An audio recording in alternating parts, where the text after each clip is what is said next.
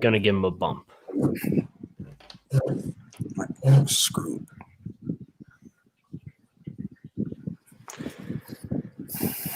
Oh, another live stream. Oh, there it is. Sports Nuts first. Means we can Here start. we go. Here we go. No, I have to bump the premium Slack first. Oh, okay. The first real comment has Adam Gase involved with it, which good. Yeah. Good.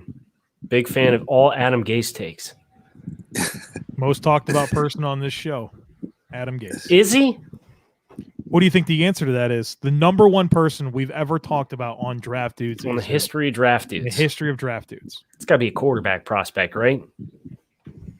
Tua. I bet you it's Adam Gase. It might be. I mean, we've been doing this for a while. Enemy number one. He's been your head coach on this show while we were doing this. For probably the first 2-3 years we did the show. Yeah. There's no question it's Adam Gase. Adam Gase, most talked about individual in the history of Draft Dudes. Aside of us. Probably. Hey, how about Le'Veon Bell going to the Chiefs just now? Oh, hold on. Don't sorry. Don't spoil the hypotheticals here. Oh, sorry. I wasn't sure if you guys knew about it. See, Dre just let everyone know that we don't actually prepare, you know? It's flying by the seat of our pants every time. Charlie Gross, what's up, dude? Bills Mafia, we got one. Got at least one. I know we're live. We are live. All right, we ready for this? Yeah, I'm ready when you guys are. All right. What's better than this? Guys being dudes here on the Draft Dudes podcast presented by Locked On.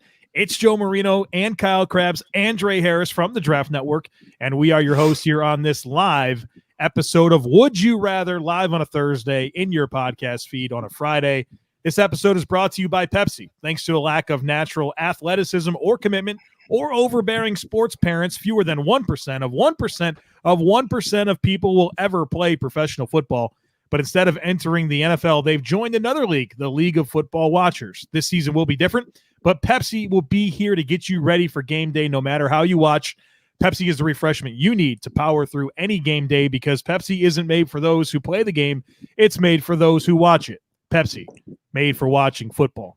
You know, as I thought about that Pepsi read, all I could think about was Dre Harris and how we're 1% of 1% of 1% of people ever play professional football. We got him. The odds have been defeated on this podcast thanks to Dre Harris. 33% of this panel has put on an NFL uniform and covered Jerry Rice. Bucking Can't tell me statistics. otherwise. No way. For a very short time. Very, very, very short time. Yeah, hey, 7 weeks is long time. Most people can't do anything for 7 weeks. So, you know, listen. Most diets don't last 7 weeks, right? Like, that would be a career high for me. For sure. For sure. All right. So I guess I've said enough here, Kyle. We'll talk about Le'Veon Bell a little bit here before we get into these hypotheticals. No, my first hypothetical is regarding Le'Veon Bell. So let's pose this to the both of you. Dish it out, brother. I'm sorry, Kyle. All right. Go ahead. All right. So put yourself in Le'Veon Bell's shoes. It's a place I often find myself here. Yeah. You know, this is you put yourself in Le'Veon Bell's career to this point in time. You've been released from the Chiefs, and you've been released from the Jets. Okay, and you apparently have two primary suitors: the Miami Dolphins, who apparently were willing to go to 2 years and were throwing around significant money. I don't know what significant money stands for, but Mike Garafolo reported the Dolphins were giving the best financial offer for Le'Veon Bell. Or you can play on a 1-year deal and go play for the Kansas City Chiefs. So my question to the both of you as Le'Veon Bell is which of those, what decision would you have made? To go sign in Kansas City, which he did, or to take a longer, presumably better financial deal in Miami to go play in Miami? Joe, if you don't mind, I'll start. I I think that at this stage, I think he's made his money. Certainly, he just signed a huge contract. I think he's probably been paid about a third of it so far. But I know that the guaranteed portion of it will be finished with $6 million left on his contract at the end of this season. I mean, so at this point, I think he just wants to win a championship. So if I'm Bill, I certainly go to the team with the most explosive offense in the league, with the generational talent and a chance to win a ring. So that's what I do. So, yeah, Le'Veon Bell has made $44 million so far in the NFL. And here's a fun split on that. In 5 seasons with Pittsburgh, he made 16. In, can we call it 2 seasons with the Jets? 18 months. In 18 months with the Jets, he made $28 million. So good for Le'Veon Bell, taking some of that New York Jet money. Given I'm 28 years old, I've made some money. I've had productive seasons. I don't know that I'll get another chance to really be a feature guy. I want to go to the Chiefs. I want to go chase that ring, complement that offense, and see if maybe, it's the best position for me to catapult myself to one more payday, is try to be a meaningful contributor for the Chiefs. I think the fit with Miami would have made sense in terms of the need, because I think they want some more production out of the backfield. And Kyle, we talked about this a little bit in kind of some of the issues with the Miami Dolphins rushing attack is sustaining blocks, and you have a patient runner in Le'Veon Bell, and I certainly subscribe to what you're saying there. What I will say is that as I started to think about this from a Bills perspective, because that was the other team that was kind of in the mix here, I was thinking about Le'Veon Bell kind of having some Fred Jackson characteristics, and I thought about Fred Jackson and Chan Gailey's offense, and it made me go back to this Dolphins idea and think that that's the type of course for him to find success. But I'll tell you what, as a Myles Gaskin fantasy owner, I am thrilled. I'm thrilled to see Le'Veon Bell go to the Chiefs. All right, I'll serve out the next one. Okay. This is one that I had queued up for last week, but we kind of ran out of time, so I want to make sure I got to it. And it seems like on surface a very simple question, but I'm hopeful that one of the two of you will take this from the perspective that you're trying to bait somebody here. So if you were the Giants, New York Football Giants, would you rather draft at number 2 overall in the 2020 NFL draft, Washington Football Team? If you were the Washington Football Team, reset here, Washington Football Team. With the number 2 pick in the 2020 NFL draft, would you rather have selected Chase Young or Justin Herbert? Kyle? Well, for me personally, I had Tua Tagovailoa rated as a higher quarterback. Can I exchange that, or is it an exclusive? Yeah, I thought Herbert was more interesting just because we've at least seen him play. Sure. So. If I had an opportunity to draft a quarterback that I had evaluated in the top 10 overall, and Justin Herbert was my 11th rated player, I believe Tua Tagovailoa was my 4th rated player in this year's draft class for my personal evaluations. And I know how I felt about Dwayne Haskins. He was my QB2 in 2019 behind Kyler. I had a round 2 grade on him. I didn't love him. I do think that opportunity there, especially with a new regime, I understand from a big picture perspective, Dan Snyder had a lot to do with Dwayne Haskins being the pick there and him having a firm hand on some of the decision-making process that team has. That might be off the table, but if I would have had my way, we talk in our scouting meetings with our collective group all the time about the GM's number one job is to upgrade every position on the roster as frequently as possible.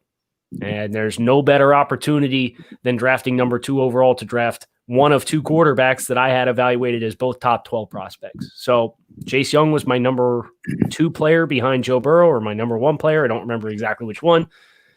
But that positional value for quarterback, and knowing how I felt about Dwayne Haskins, I would have drafted the quarterback. Okay. Dre? I think it's interesting because I think Ron came into a tough situation in terms of he had just gotten there, hadn't really had the opportunity to see Dwayne in the system. And so sometimes your front office has an eye also not only on this year's class, but the next year's class, as well. So for me, if I know what could potentially be in next year's class, and I know that I can get essentially at least a 10 sack a year guy in Chase Young, right? And have him this draft, it still buys you time to be able to see what you have for your own eyes in your system with Dwayne Haskins. And then also knowing that there are potentially 3 guys who could be in the first round on next season, knowing that your team isn't necessarily very good. And so sometimes when you're in the front office, you have the ability to kind of forecast, and see what's coming down the pipeline, even for the following year. So that being said, I think Chase Young was the right pick. It just wouldn't have been fair to have gotten rid of Dwayne without seeing him and seeing him work in your system, without giving him ample time to grow. But they've essentially, some would argue that they've done that now. I think that Chase Young, under the circumstances, was the correct pick. I think that's where my mind went in a lot of ways on this, Dre, was thinking of it in terms of combinations. Is it really Chase Young or Justin Herbert / Tua, or is it Chase Young and whatever player I get in the 2021 NFL draft, knowing, even at the time we knew about these 3 quarterbacks. They're not new names. And so for me, I like the idea of Chase Young plus that quarterback the next year, with that other layer being that I do give Dwayne Haskins a shot in my offense. And if it works, great. We'll just roll with him. And if not, then okay, we've got enough information now to make the switch. But so let's come up with the pairings. It's Chase Young and presumably QB2. Yeah, let's call it Fields. Fair Justin enough. Fields. Yeah. Versus Herbert and Sewell. Or if you wanted to do a pass rusher, Greg Rousseau. Yeah, I think that I'll take Chase Young, in Fields. It will be interesting to hear what the fan base there says. If they pick another Ohio State guy, even though their skill sets are not even similar. No. But it will be interesting seeing what the fan base says in the event that they do take Justin Fields. But I'll say that getting a pass rusher like Chase Young, it isn't something that just that you do very often. So even Dre, do you even feel that way, knowing how many first round picks Washington already had in their front 7 coming into this? Because I do think Chase Young, he is elite prospect, right? But this was a Washington team that already had a very fierce front 7 with Payne and Allen and Ioannidis as a mid-round guy, not as a first-round pick. But then you've also got Ryan Kerrigan as a guy who's getting a little long in the tooth, but still very good. They just spent a first-round pick and technically more because they traded up to get him in Montez Sweat. So, they already had a lot of really good assets in that front 7. Sure. No, they absolutely did. And I think it's so easy for us to, say what we would do in hindsight. And I think it's close, but for my money, I think I would definitely take Chase Young with the opportunity to get Justin Fields in this coming draft. So, Trey, do you have a hypothetical for us? Hypothetical. Hypothetically speaking, let me see. Not offhand, but I'll ask this: if you're the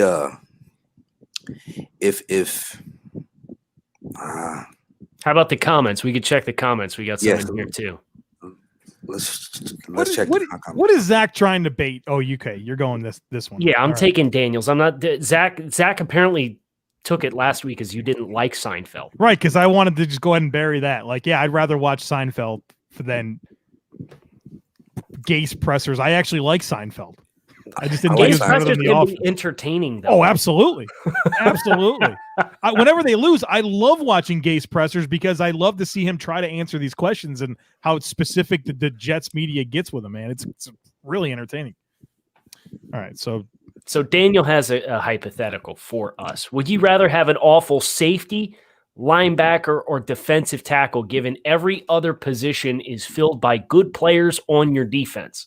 So Bill Belichick defensive model, right, is strong up the middle. You got to be stout up the middle, make them go east-west.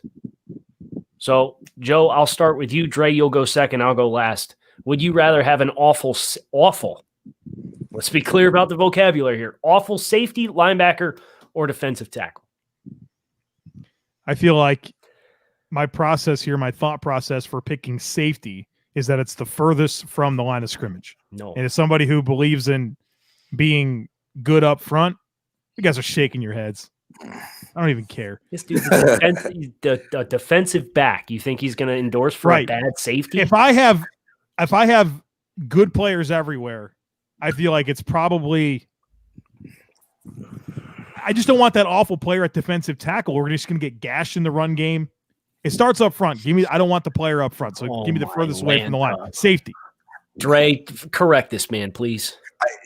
Joe was actually starting to make sense though. Like the more I thought about Joe's take, it made sense.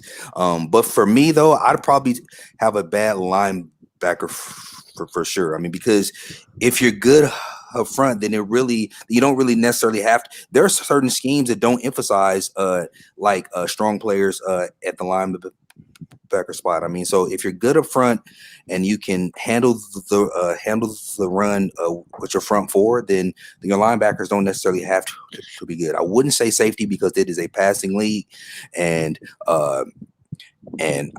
safeties, you absolutely need smart safeties. You don't necessarily need safeties who are great athletes, but you need smart safeties. So I would definitely say linebacker. Okay, so Dre's on the right track. I agree with Dre. It's linebacker, and here's why. If you're good up front, you don't have to have linebackers that have to play through contact to get to the ball carrier, right? It can just become a pursuit role. And even more importantly than that, let's go into sub. I'll take that bad linebacker off the field and put another defensive back on the field. Give me that. So my base defense, give me a bad linebacker because I can protect them with stout play up front so that it's just, okay, you just got to break down and tackle in space. Please. If I got good edge play, I know my guys are going to set the edge. They're going to turn runs back inside. And then in passing downs, I'll get him off the field. He'll be the first guy I pull. Bad linebacker. Yeah. I feel like this is the appropriate time for me to give Kyle a very specific question that I've prepared for him that is time sensitive. Kyle, Okay. you can have one of these two options, all right? Number one, you can accept the fate of Sunday's game between the Miami Dolphins and New York Jets. Whatever happens. You have to accept it right now. Or I can guarantee that the Dolphins lose to the Jets, but I can also guarantee that means that the Jets don't have the number 1 overall pick. Would you take that loss to make sure the Jets don't get Trevor Lawrence? No, I'm not. I'm not signing myself Do up. you want the temporary status? You could be the hero that keeps Lawrence out of the division. One loss? win is not going to prevent the Jets from getting the number 1 pick. First of all. I'm telling you, it's guaranteed. Second of all, you want the Jets to prosper. That's all I hear. Even if the Jets end up getting Trevor Lawrence, that's not going to guarantee them anything. Did Andrew Luck win a Super Bowl? Brother, that was just a matter of time. Did Andrew Luck win a Super Bowl? I'm not playing this game. Oh, I'm not playing this game. And he didn't because he retired early. Why did he retire early? Why don't you go because through his more organization did not do a good job of taking care of him. So if Trevor Lawrence is going to go to a bad organization, he's going to probably elevate a lot of what's going on there. But I don't think there's any player that can totally overcome and elevate an entire franchise over complete ineptitude of management and coaching. So all I hear from you is that you don't believe the Jets can ever be good in the history of their life, and that Trevor Lawrence doesn't matter. So you won't. You just are. You can't take one sacrifice. Jets with Trevor Lawrence would probably end up being a team that's winning between 9 and 11 games a lot of the time. Yeah, I'm not. I'm interested in that being like a 3-year total amount of wins for the Jets. You being a coward has nothing to do with me accepting a loss to a terrible Jets team in Week 6 of the 2020 season. Right. It's to me, it's probably inconsequential. Okay. Would you sign up for a Bills loss that knocks them out of the playoffs to keep the Jets from getting Trevor Lawrence? No. Okay. You added a layer to that. You added knock them out of the playoffs. Okay. Well, the Dolphins need every win they can get if they're going to end up sneaking into the 7th seed. Whew. Kyle, moving the goalposts on us right here live on the show, man. Wow. I am not. Certainly felt like it. Okay. Let's tap into the comments here. Yes, sir. Oh, here's a good one for Dre. Dre, this is from the Sports Nut. Okay. If you were a team like the Bears or Steelers, would you rather trade your second-round pick for Sam Darnold or draft Kyle Trask in the second round? You're a team like the Bears or Steelers, would you rather trade your second for Darnold or draft contract? That's interesting because the hypothetical situation that I was about to propose has Darnold in it. But I would say I would probably draft Sam Darnold because you've seen more of him. I think that Sam has more escapability and the ability to move chains with his legs. I do think that Kyle Trask is an intriguing prospect just for his overall skill set. But for my money, I'd probably take him. Is one of these guys. I'm interested to see what he does in a different environment on a different team. So I think I would definitely take Sam Darnold for sure. It's getting to the point where there's an undeniable boost in your productivity when you get away from Adam Gase. So betting on, especially for a 2, right? It's not a crippling loss if that investment ends up not working out for a guy who was a top 5 pick. Sure. So I think I agree with you personally. Joe? Yeah, I'm in on Sam Darnold. I think him going to either of those teams would be great for him, and I think he'll find success. And I don't know about Kyle Trask. I mean, he's really, this is his first year being like a full-time starter in a long, ever maybe. I think he's got average physical tools. I think he can be serviceable, but I think Sam can be a plus starter with a different scenario around him. So I like that. I like that he's already taken his lumps. I like that he's seen some adversity already in his career, and I think he's primed. He's ready for me to get him in my building and see what I can do, as opposed to really an unknown player in Trask. Yep. So Dre, you said you had a hypothetical. Yes. I was going to ask which of the quarterbacks that are potentially about to essentially lose their jobs going into the next season without the chance of proving themselves, which one would you rather have, like Dwayne Haskins for your reclamation project, or like Sam Darnold, or any of the young guys who aren't playing well within their current systems that maybe have the opportunity to ascend in another environment? Okay, so let's make the list here. We got Dwayne Haskins. Mm-hmm. We've got Sam Darnold. Mm-hmm. We got presumably Daniel Jones. Is he reasonable to include in here? Yes. Okay. I would. Would you include Jameis Winston? Ooh. I would He's include. going to be a free agent, so he is going to be a free agent. I would include Jameis too. Yes. Anybody else? Jimmy Garoppolo? Jimmy G, Ooh. yeah. Let's throw him in here. I think he's probably the safest one of the group, but nevertheless, yeah, of the names that we just mentioned. But sure. Let's leave it at that 5. Mm-hmm. So Haskins, Jones, Garoppolo, Winston, and who am I forgetting? Darnold. Sam Darnold. It's quite the list there. Well, I think for me, I get it down pretty quickly to Darnold and Winston, to be honest with you. Those are the two that stand out to me. I feel like maybe Darnold's a little less broken than Winston. I probably get a little bit better ability off script. At least his, Sam's flashes of off script work are better to me than Jameis. So, and he's a little bit younger. So I'm still on Darnold in this one. I probably agree. And I agree with who you have it narrowed down to. I think Jameis has some really interesting appeal.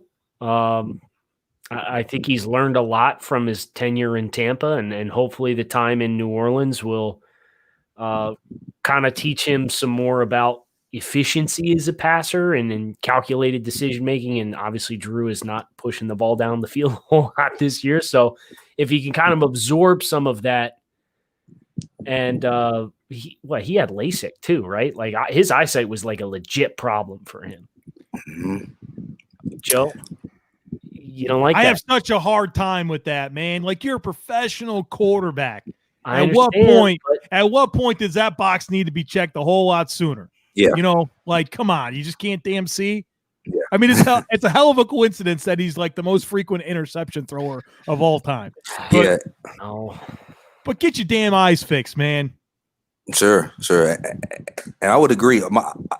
I actually had the final two is probably Sam Darnold and Jimmy Garoppolo. I think it can't be overstated that he did lead a team to the Super Bowl. That there's something to be said about that. And he has been really hot and cold and really inconsistent. But just having the experience of leading a team to the big game and winning the NFC championship, I think I would lean towards Garoppolo here. I mean, just because he has a proven, albeit short history of leading a team to a championship. So I think I'd probably go with Jimmy G. One that I had lined up, Kyle, is one that came into the comments here from Gres St. He had sent this to me on Twitter, and I had it queued up. Oh, is this the running backs for Miami? So yeah, we need to know, Kyle. We need to know. Would you rather have Daniel Thomas or Kalen Ballage at running back, or you, Kyle Trask, be the Dolphins running back behind last year's line? Now, we assume you get a little bit of time to get ready. We'll give you a year to get ready to take on this challenge. So you or Ballage or Thomas? I'd probably average the same yards per carry than Kalen Ballage. Just get to the line of scrimmage and fall face first, and I'm there. I'm averaging less than 2 yards per carry, but Ballage has had a week, right? He's been on this like three teams this week, I think. Yeah, it was Jets and then off and went somewhere else and Chargers, right? Chargers, yeah. And then they signed him back off the practice squad. No big deal. That's just New York to LA. That's not very far. Daniel Thomas had some decent production, but God, he was so frustrating to watch. It's like, dude, you're a big back. Stop. It's what Anthony Lynn said to what's his name on Hard Knocks this year. You're running like a Ferrari and you're a F-150. Like right. Run like an F-150, please. I'd like to strap it up. I'm not going to last the season, and I'll probably last 2 carries and end up on IR. But I'd enjoy strapping it up. What do you think? I've been around you. I see all the stretches that you're doing. You're always tight everywhere. I mean, do you think you can get ready for this? Oh, I can. Yeah, if I roll it out, I'd be okay. Yeah. So the trainers would hate you so much. Tennis balls and foam rollers. I'd be okay. Yeah, foam rollers. We're investing a disproportionate amount of our training staff on getting Kyle ready every day. Running back for one series before he ends up on IR, and he's not very good. You'll be hated. Let's see. That's funny. I did run 5.1 like a year ago. You did faster than Tom Brady. I was there. Yeah, nice. I ran a faster 40 than Tom Brady, so that's my claim to fame. Dre, do you think I broke 6, Dre? Yes, I did. Absolutely. He broke 6 and he blew his hamstrings out at the 35 and rolled across the finish line, and he still broke 6. I think it was a slow watch, to be honest with you. But no, because then that would call into question my Tom Brady. Oh yeah, then it was a legit 5.77. Our Fritz, would you rather have a coaching staff comprised of the following 3: Bill O'Brien, Marc Trestman, and Matt Patricia, or Chip Kelly, Adam Gase, and Vance Joseph? I choose death. This is terrific. Dre's muted. Dre, where'd you go? Come back, Dre. We need you to. No, we need more time. Wisdom on this take. We need more time, Dre. Dre, leave the thing and come back. We can bump you out and pull you back in. Just click the link I sent you and come back in. Get out of here. I'm going to kick you out. There you go. All right. Man, I've never been so uncomfortable with this, man. Of So, like- all the uncomfortable hypotheticals, this is the top of the charts. All right. Who's the absolute keep that guy away from my football team? It's got to be Gase, right? So that's going to make that trio tough. Probably. Please have Dre's audio back. Is Dre back? Oh, no. No. We're going to have to navigate these waters by ourselves. The football gods have intervened. Dre is not meant to answer this question, which is okay. Oh, there he is. He's back. I don't know what happened, man. I must have clicked my button on accident. Sorry about that. But, man, there are some names on that list, man, and not necessarily great guys. I mean, there are some personalities here, man. Bill O'Brien, Marc Trestman, Chip Kelly, Gase. Oh, my gosh. So your coaching staff would be Bill at head coach, Trestman and Patricia coordinators, or Chip head coach, Gase and Vance Joseph coordinators. What you got? Shucks, man. I'd probably have to go Chip, man. I mean, at least, Chip has done some things that are still being implemented in the league, man, as far as some players tracking things and things that they're doing at Oregon that hadn't quite caught up to the league yet. I mean, so I would probably say Chip and that staff. Vance, I hear is a great guy, man, but shucks, man, you stuck between a rock and a hard place, man, with these names. My goodness. Trey, I don't know if you've heard this, but Vance had the time of his life in Denver. Yeah, yeah. Do you remember that call, that ESPN call? That guy, he's the sideline reporter, and he said he's having the time of his life. And here he is, right here.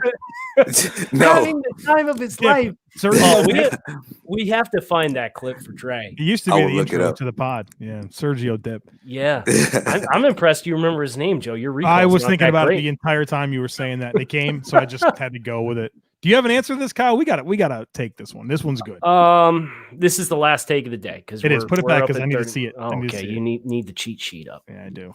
Bill O'Brien, Marc Trestman, and Matt Patricia, or Chip Kelly, Adam Gase, and Vance Joseph. Dre's got a good thought process with Chip and the sports sciences stuff, and I know he's really plugged in on that side, and that's the appeal of Chip. The appeal of the other side is I don't have Adam Gase on the staff. But do I have a general manager? That's going to answer my question. If I have a general manager, then I'm taking Bill, Trestman, and Patricia. Wow. But as Dre said, rock in a hard place. And Joe is searching for his soul for this. I haven't found it. I still haven't found it. You got to pick one. Oh, I can count down.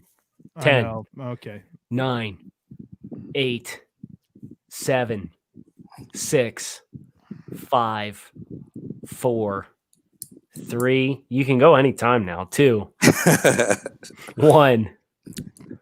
Okay, I'm gonna go with Chip. The reason why sell it. Yeah, no, I don't have a strong. You got to. What it comes down to is I feel like Matt Patricia's defense is too specific for the personnel required to run it. So I think that's harder than finding players that Joseph can work with. Adam Gase as an OC is a lot better than him as a head coach.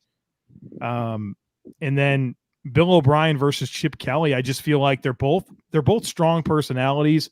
I don't know. I just believe in Chip a little bit more to be like the right leader compared to Bill O'Brien, who every encounter I've ever had with him, it just kind of rubs me the wrong way. So give me Chip despite his oddities. There you go. Yeah. Kyle Krabs, Joe Marino, Dre Harris, the Draft Dudes podcast, signing off. Thanks for tuning in to Would You Rather. We had a blast. We hope you did too. If you missed us, we're live Mondays and Thursdays. YouTube, the Draft Network, takes on Monday nights. Thursday nights, Would You Rather. So come on back. See us again next week. Enjoy your weekend. Enjoy the football. Thanks for tuning in.